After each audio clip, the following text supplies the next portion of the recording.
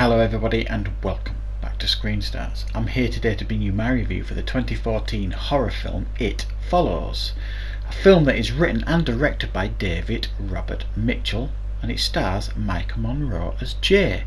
Now this was a film I saw initially when it first came out in 2014, but I didn't have my channel in 2014, so I didn't review it.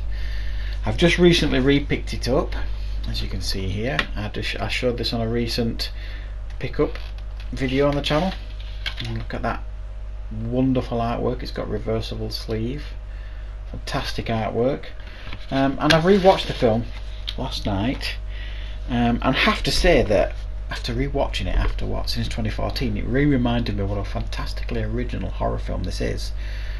And it focuses on Maika Monroe's character Jay, who is unfortunately has a supernatural entity passed to her through sexual intercourse, and essentially how this entity tracks you is if you have sexual intercourse with someone and pass it on to them, it will then focus its attention on you. And this entity can look like anybody it wants, somebody you know, somebody you love, or complete strangers.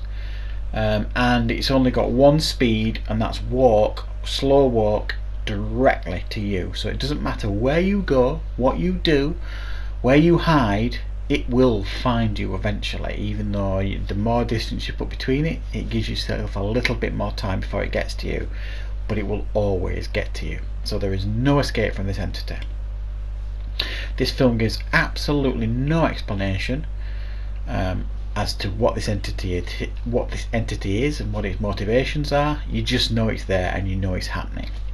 And Maika Monroe's character Jay is given this unfortunate entity, and it's following her because she slept with her boyfriend.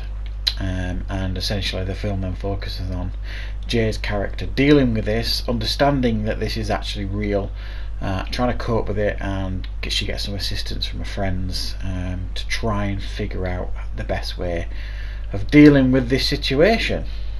So yeah, It Follows is uncompromisingly original, is quite an interesting way to describe it.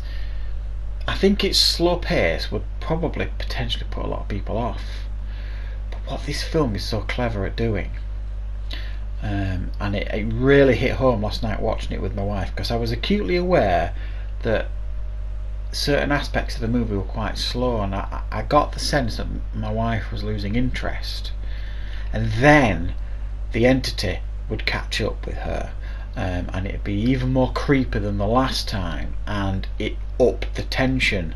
So it got to the point where each time this entity caught up with Jay, it escalated and it got more and more tense, and the bits in between became more tense because they were trying to figure out the best way to approach it, and you knew it was coming, you knew it would catch up with her eventually again, and that's what kept the tension going. And it was superb tension building by this hugely talented writer and director. And the soundtrack, it's got this real 80s vibe to it, this real retro sound to it, that I think is one of the most effective horror soundtracks I've heard for many, many years. It really, really adds to the film. It feels like a cross between some John Carpenter and, I don't know, some 80s synth band, but really, really sinister and creepy music. Very, very effective. And another thing that the film does really, really well, it doesn't specify what time period this film is being held in, and it's quite confusing, and I think it's done on purpose, I think, to make you feel uncomfortable and not be able to pin down what's happening and where they are, because you will notice at certain aspects, at certain points in the film, that you will see modern cars, and then in other parts of the film you will see cars from the 80s and the early 90s, technology from different parts, different time periods, from the 80s, from the 90s. Nobody's on the phones constantly, you don't see them, so it keeps you guessing what time period it's in. You're convinced it's in the 80s, and then you'll see a fairly modern car or a fairly modern piece of technology, and it's to keep you guessing as to what's going on, so it doesn't feel real to some degree. It feels almost like a dream that you're in, that you're watching. The design and the thought that's gone into this entity that follows you was just, it deals with so many fears, sexuality, nudity. How many of us have not had the dream at some point in our life where you feel like you're being followed and you wake up just before they get to you? Or how many of us have been walking in the dark and you're convinced someone's watching you or following you and you keep looking around? It taps into those primal fears that we've all got, and it does it superbly. And the sight of this relentless entity just plodding towards you, with different ways that it looks each time, and each one seemingly more terrifying than the last, it's just, it haunts you. It really does haunt you, this film. It's not bone-chillingly scary, but it gets under your skin. It makes the arms on your hair stand up out of tension and fear.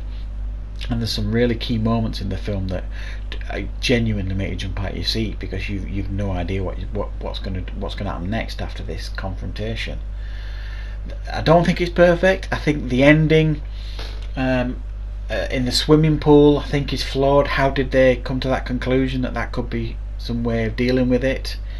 It didn't make an awful lot of sense. It just came out of nowhere for me, that. And it didn't really give you an explanation at the end as to, okay, were they successful, were they not. So I'm going to give it an 8.5 out of 10 because it's a really strong horror. It's one of the most original horrors of the last decade, possibly beyond that. And it's kind of surprised me that we haven't had a sequel yet, because it does leave it wide open for a sequel. You could set it anywhere, really. But yeah, really fantastic horror film, one that I'd strongly recommend you watch. It's something different, it's something original. Don't be expecting a scare a minute, if you like. When the scares come, they're really effective, and it affects you on a deeper level than just some cat jumping out of a cupboard. It's not cheap jump scares, they're real genuine skin crawls, if you like. So yep, thanks for watching, everybody, and of course I'll see you next time on Screen Stars.